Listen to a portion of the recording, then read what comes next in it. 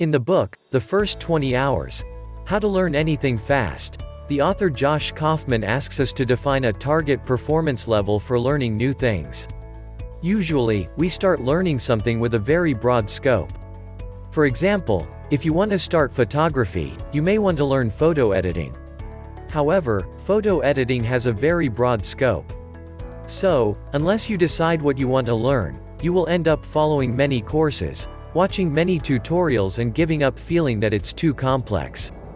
Instead of starting with a very broad scope, author asks us to define a target performance level you want to achieve, based on why you want to learn in first place. Target performance level is things you expect to do after learning what you want. So, this varies from one person to another.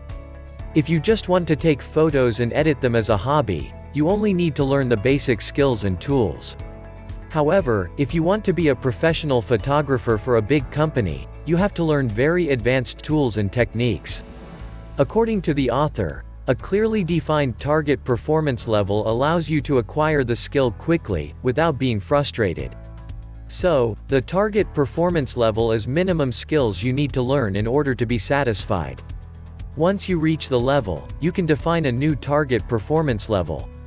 So, when you want to learn something new, think about what you need to be able to do, rather than what you need to learn.